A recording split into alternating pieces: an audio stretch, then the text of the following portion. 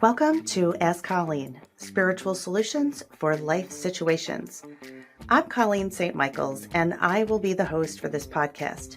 My aim is to provide you with the guidance and support through life's challenges, spiritual development, change, healing, and growth.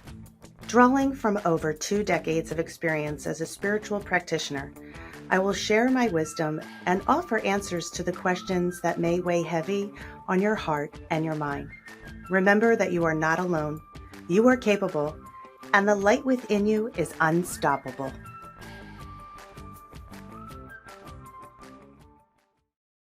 Hello and welcome. I am Colleen St.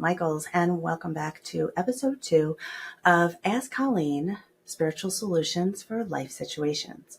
So I am thrilled to have you back for the second part of our intuitive mini-series, and today we're going to be focusing on uncovering our blockages. How do we navigate our intuitive blockages that are consciously or unconsciously present within our being, and helping us to uncover that pathway that is allowing us to live our most aligned essence in life. And our essence is our soul expression. What are we looking to express into this world? What are we looking to bring into our worlds and share with the collective worlds? So as last time, we're going to start this episode off with a intention from our Peace Warrior deck. And Peace Warriors are what each of us is, because we are warriors of peace. And it is a courageous journey that you're all embarking on as you're going into your healing, your clearing, and your releasing ancestral lines of trauma and drama and toxic bonds. And you're rewriting the script. You're a pioneer in this journey, allowing you to experience your soul's belief of what you are capable of living, experiencing, achieving, and doing. You are the co-creator of your life, and you are the designer of your day. But often we get very polluted with the outside world. And as we have discussed in the past, that we are a world under construction, and anything that is in a construction period can feel cumbersome. It can feel, staticky. And our work is to intuitively navigate those obstacles that are presenting themselves to us, to heal, to thrive, and to grow through them.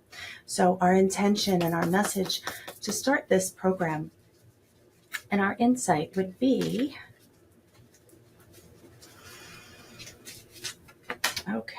melting pot, embrace diversity.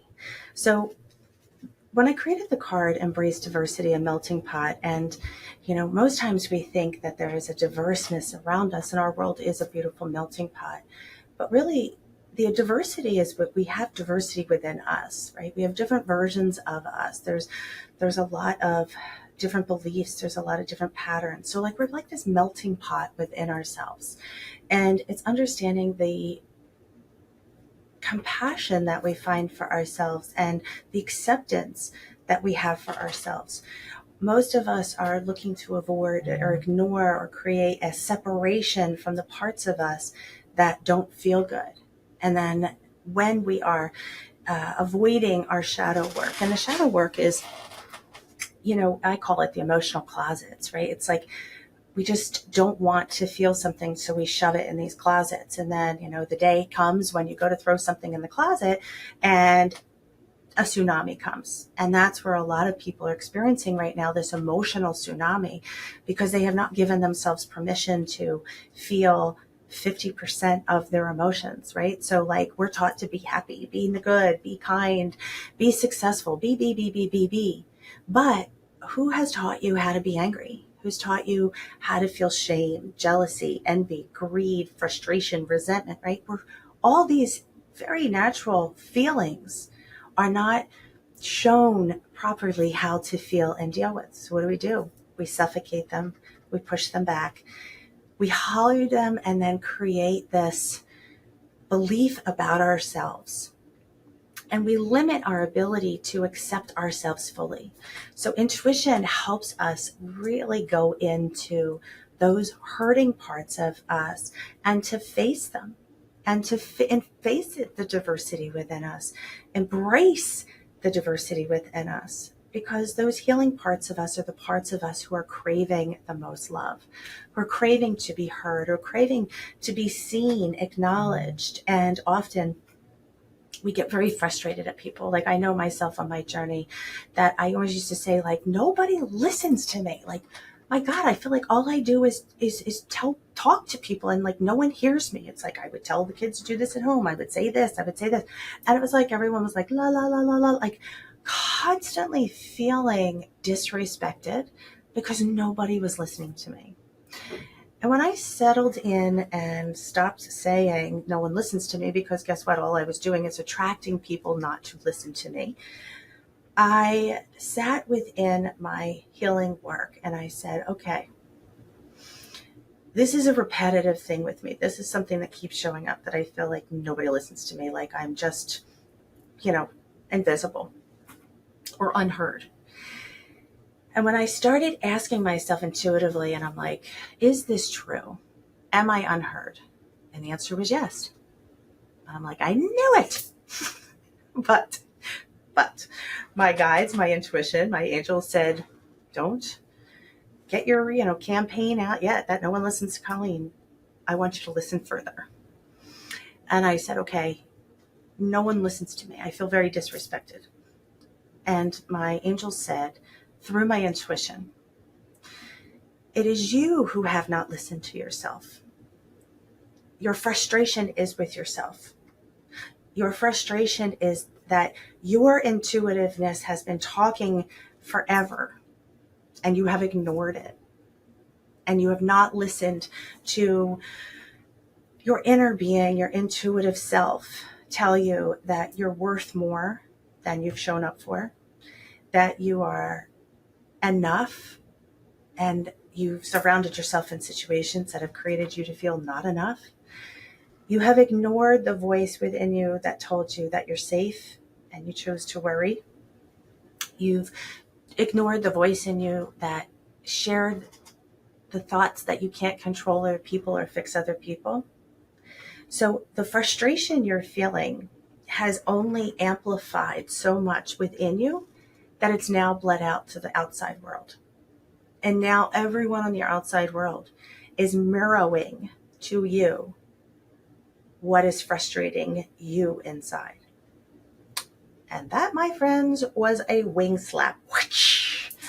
And I work with angels, so that was my wing slap of awakening. And when I sat with that intuitively, it was true.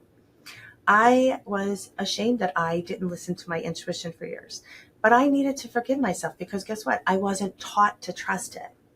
Now that I trust it, now I 100% believe it. I don't believe the outside world. I believe my inside world. I don't need to fight with people, argue people, or prove to people that what I feel is right for me, because it has nothing to do with them. And if I feel the need to argue, then there is something inside of me being triggered by what they have said. So when we are embracing the diversity within us, it really is about asking ourselves, where are we at odds with ourselves? What is it that we're feeling that is, or has you believing that you're ignoring it, right? What aren't you wanting to see? And when we're talking about not wanting to see things, those unconscious, subtle behaviors, subtle beliefs, subtle things are what block our intuition. So intuitively, I was begging for insight, begging, like I want to know. But I felt like every time I tried to connect in the beginning, I was like hitting a wall. And the wall was me, and it was fear. So I was afraid of knowing what I knew, but I needed to investigate that, right? So everything for me, it's like I act like there's a crime inside of me, and I'm an investigator, and I need to investigate the crime. So what was blocking my intuition? For me, it was religion. I was raised very strict Irish Catholic.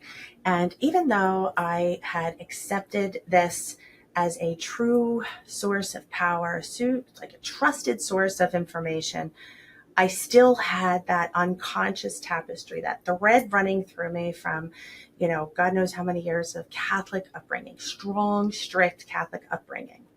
And that was just like background music. So I then went in and was like, okay, what am I really afraid of? Like, what am I afraid of? I've taught thousands of people. When I ask them that question, they're like, that I'm going to connect with darkness. Well, we talked about that in last episode. If you hadn't listened, it's about spiritual hygiene, shielding and protecting, allowing ourselves to preserve and protect and hold our energy sacred. And what does that do? It makes us observant, not absorbent. Asking Archangel Michael to put a shield of light around you creates a direct link into the light, and you don't have to worry about those entities or energies that are around you. And we'll talk more in further episodes about how to identify energies at different vibrational levels. But for this conversation, understanding that fear plays a big role in blocking ourselves. So just ask yourself now, like, what am I afraid of? And instinctually, you might be afraid. Like, I'm not afraid. But if you really let yourself sit, breathe, and marinate in that question, what am I afraid of? Thousands of students have said they're afraid of the change that they're working towards. They're afraid of, if they change, they'll lose family members. If they're changed, they won't have the same friends. If they change. And the answer to that is that everything is born to change. And when people don't change, it doesn't make them good, bad, right, or wrong. It just means that they are making a choice for their lives. And it's time for you to stop negotiating your life to match them. And when we look at our lives currently, often when we are being called to make these deep changes, there's a lot of misalignments happening where you're always giving and you're not allowing yourself to receive. That's a blockage. When we are energetically off balance, we are closing down that receptor to be a giver. That creates static in our reception of information. Because if we think about it, we're looking to receive information. And if we don't receive well, because we give all the time, that's what we're comfortable with, we actually create a stress in the reception of that system. So finding balance and understanding that, ask yourself this question. It's like, if someone gives me a compliment, do I accept it? Nope, I did not. And these are the foundation questions I still ask myself today if I find myself blocked in a certain specific topic or area. And, I remember when I was first starting, and I was so frustrated because I felt like life's doormat. Like I was always giving. And when I made the decision internally that I needed to shift, that I had tried every doorway in the life that I was already living and nothing was unlocking, nothing was opening. I kept being stuck in the same space. So what needed to happen? I needed to shift to open other opportunities and doors. So in that process, I needed to ask myself that question, and I needed to then listen to the answer. And when we're afraid of change, I was more afraid of staying where I was, right? So asking yourself, like, am I afraid of this change? What am I afraid of? What am I afraid of losing? What is my mind taking me into spaces of? And it's calling you back to say, I need to balance myself. I need to find the balance of both giving and receiving. You have to start giving to yourself before the world can start giving to you. If you've only aligned yourself with giving, you're going to only attract takers. Create a balance. You're a giver, they're a taker. So when you start giving to yourself, you shift that pendulum, you shift the energy. So that then opens up the ability for you then to receive the information that you're craving to receive and believe it. a lot of times people around us who don't want us to change are upset with us wanting to change because they like how we bring goodness into their world. But that is a very one-sided relationship, because when you truly care about people, you want what's best for them and vice versa. But when people get agitated or frustrated with your changing, oh, you're changing. I was told this numerous times, like, oh, look at you, you're changing, you're changing, you're changing. Well, it pissed the people off in my life that I was changing because they liked me being a doormat. And I had to stop liking it. When I woke up, I was like, I'm done. I'm done with that. I'm done just saying yes and feeling frustrated, feeling tired, feeling depleted, feeling taken advantage of. Like, it went from appreciation to expectation. No one asked me things. They just expected me to sacrifice. And guess what? I volunteered for that position for a long time. So I couldn't be mad at them because I trained them to treat me that way. So now I needed to retrain myself and start giving to myself and creating an allowance for me to let me in. And that helps open up those intuitive energies. Things that also block intuition are substances, right? If some alcohols, low vibrational foods, recreational drugs, things that impair you create a disruption in your frequency. So always imagine that you are a radio station and you're trying to tune into your soul's frequency. And things that are of high vibration, that doesn't mean that if you like to have a glass of wine, then have a glass of wine. But what do these things do? They lower your vibration. So that would not be the time that you're, looking to do an intuitive connection, is when you're in a lower vibrational space. If you are in a panic or fear or worry, that is not the time to go in and start asking investigative questions to your intuition, because your vibration is very low. Fear is very high. So it's not going to attract you with what is your highest good. It's going to attract you to what is the fear matching. And that usually will match with the thoughts of your ego. So thinking about blocking the intuition is, if it comes through, what will change for you, right? Is it a fear of being accountable? Is it a fear of, if I know what I know, I can no longer deny it or hold on to a story that doesn't fit me anymore? Is it a fear of other people being let down or disappointed by your choices? Is it a fear of judgment, persecution, punishment? Is it a fear of being made fun of? Is it a fear of what? Right? So asking yourself, what am I afraid of? And I can share my own fears. At that time, I was actually afraid of my light. I had dimmed my light for so long that I was absolutely petrified that once I lit it up, I was going to blind everyone. And it was scary when you have spent your life dimming your light to think about lighting it up, and lighting it up in a space and a place that feels really dark. And as a soul being, that actually is part of your job. As a light worker, that is part of your work, is to create light in spaces of darkness. And it does not mean, you need to be in lower vibrational situations. What it means is you need to create light within you to illuminate the shadow parts of yourself, that darkness within us. Not evil, it's darkness. It's a room without lights. And create a pathway that opens up into that light. And when you're having these conversations, you may want to jot and write things down. Because sometimes in our mind, like I know my mind, I can be a pathological liar. I can believe all the crap that it tells me and sells me. But when I put it on paper, I'm like, oh girl, no, you don't believe that. Like, my mind made a very convincing case. But my eyes are not deceiving me. I do not believe what is on that page. So when things get confused or stuck or sticky in my head, I will just create a dump session on paper. And what that looks like is like, okay, what am I afraid of?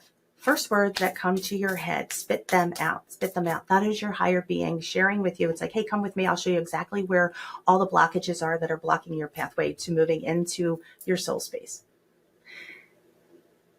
If we didn't have a story, if we didn't have shit that just kept living within us, what would your life look like? Right? If you didn't have that story, what would it look like? That creates a lot of tension because stories are typically how we have kind of like fit in or found people, right? And we're looking to rewrite the story, but we need to know what the facts are. So fear, what am I afraid of? Some other factors is our beliefs. It is our environment. Our intuition is affected by our environment. So when we shield and cleanse our energy, you may have cords attached to you. Cords are etheric or energetic strings or connectors that people have amongst other people. So if I'm in a grocery store and I meet someone and we're talking, when we talk, a cord is connected. And then when we break apart, so is the cord. But through other experiences, there are cords that are formed where it could be a parent, an unhealthy parental relationship. It could be a toxic partnership, friendships, whatever that looks like. And these cords create blockages in us receiving our higher intuitive information because there's a transference of energy between myself and the other person. So if I'm in a high vibrational state and the other person's at a lower vibrational state, they may be siphoning my energy and depositing their energy within me. Well, that creates a low vibrational kind of like dead zone or flat zone in my energy. So that may be a blockage that is barring me from fully hearing what that intuitive guidance is that I'm trying to receive.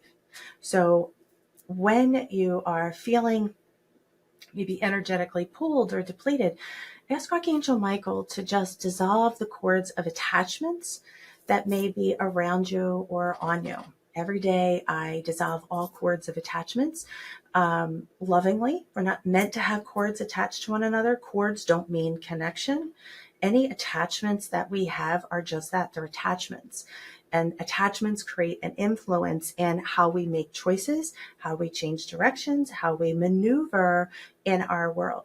So we want to have a beautiful collective creative energy that surrounds us in relationships, but we don't have to have attachments to those relationships. And I know that sounds strange. I think it was Juan McGraw Ruiz. I know he wrote the 4 Agreements, but I believe his 5th book was about like the art of detachment. I'll have to look that up specifically, and it talks about how, to live free and full, we have to detach from the outcome and be in the moment. And there we can create a smooth path to heal. So if we think about like, if we have an attachment that if we change ... will happen, then often we'll create a self-sabotage for the allowing of the energy to move through us. So think about areas in your life that you feel blockages. Is it feeling blocked from attracting a new job? Well, what are the fears that you have around leaving that job? What are the beliefs that are unconsciously playing in your head? When I thought about starting this business many, many moons ago, I was a single mom raising my kids. So I was raised with the belief that you have a job, you stay in the job, you never leave the job, you die at the job, right? Happiness was never a topic of conversation. Like, do you feel satisfied? Do you feel fulfilled? Do you feel enjoyment? No, it was like provide, work like a dog, and keep doing it until you die. And to me, that was a pattern that I was used to. So the idea of opening up my own business felt incredibly selfish because that felt very joyful. The idea of opening a spiritual business felt very scary because No one supported me at all. Like no one even knew I was doing this. So basically I was not only opening up a business that was on my own, which in growing up, that was a reckless decision because there's no stability in that. And it was also the battle within me, like, what the hell am I doing? Like, I don't have a client. I don't have I'm not even telling people I'm opening a business because I was so much in the spiritual closet that I was so trusting and loving of all of this, but I was so afraid of being judged, persecuted, and punished by the people closest to me. So I opened it, but I opened it in a way I would never suggest anybody open a business where it was completely incognito. It's like I was, invisibly opening the business. And over time, I had to get out of my way because, for the first 3 months, I was just paying rent and blaming spirit that the clients weren't coming. So I was blocking me. But sit and ask yourself what would you choose to do? What would you like to have in your world if you could choose anything? Step 1, shield and protect ourselves. Next, ask your ego to step out.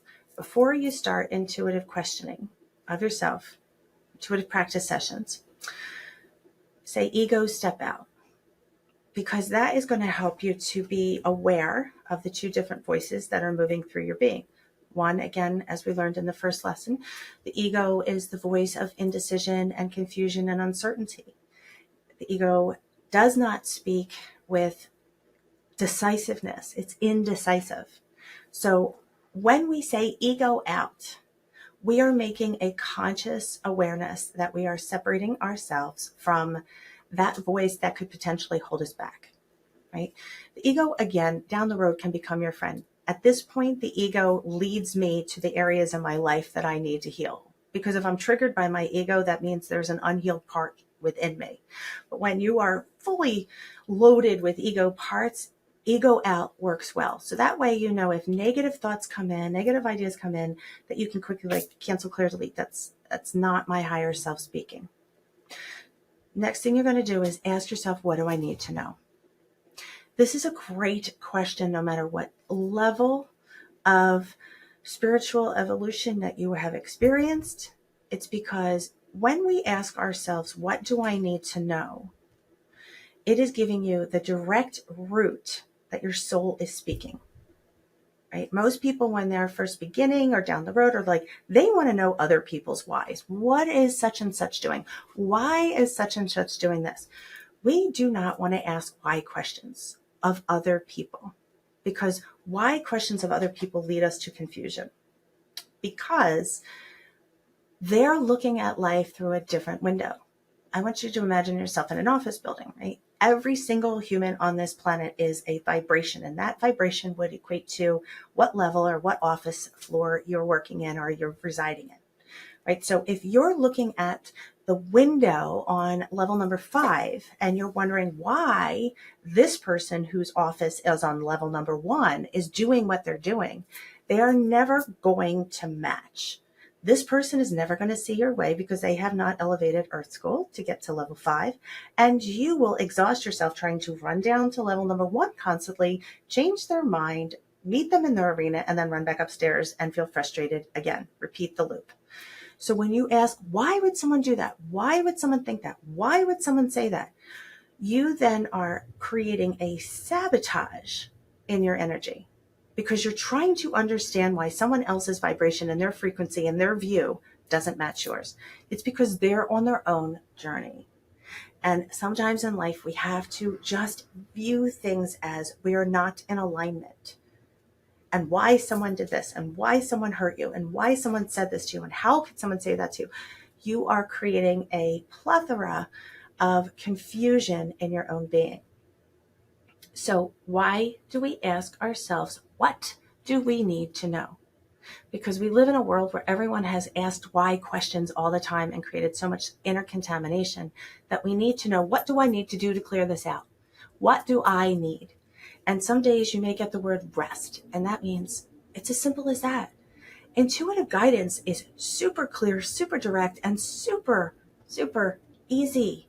We contaminate things with confusion and multitudes of steps in the physical world.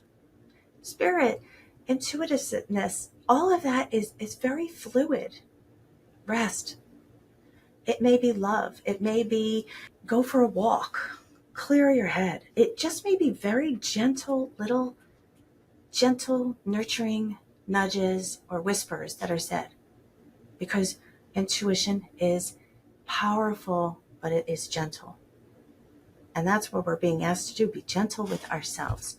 We're not going to receive when we're chaotic, because you know what else blocks us? Chaos. If we're in the middle of drama, hard to receive. If you're in the middle of beating yourself into the pavement, beating yourself into never giving yourself any downtime, never doing for yourselves, you're creating blockages. We can't hear the gentle wisdom within if we're surrounding ourselves with chaos in the high volume in the outside world. Cannot. We have to create a harmony and a counterbalance and a balance within us. And that means stopping, breathing, assessing ourselves. Where am I at? What do I need? What is it that I need to know? And as you work with that question that we posed earlier, what's blocking me? If you come up with the answers, I don't know. I just can't. I don't know. That's not an answer. That's your ego. Because you do know. It may be given to you through one of your other senses. So if you find that your answer is, I don't know. I don't know is not an intuitive answer. It never will be. So on a piece of paper, write, I keep getting, I don't know. And I don't know what that means. I don't know why, right? Then start asking yourself, okay, why don't I want to know? Pay attention to what your body is speaking. You may feel pang in your stomach. And that may be like fear. Or it may be instantly you get a thought of worry. Because if we did know, now we're accountable, right? So all of these very subtle nudges coming together create puzzle pieces, putting a picture together. This is a conversation on your notepad between you and your spirit, nobody else. So if something shows up when you ask that question, you say you don't know, but intuitively you do. Start poking around that a little bit. Ask questions. Fear, pay attention to your body. Shame, pay attention to your body. Anger, pay attention to your body. See what comes up. And be gentle with the answer. Because at this point of your transformation, you're like an infant, right? You're an infant at a new beginning because you're exiting a phase that you're letting go and you're opening up to the next phase. So just be gentle with yourself. So in the next episode, we're going to be talking about trusting the intuition and working with it in ways to attract healthy relationships, identifying our vibration. What is it that is being mirrored out in front of the world to us? So I thank you for joining in and listening into this episode, and talk to you soon.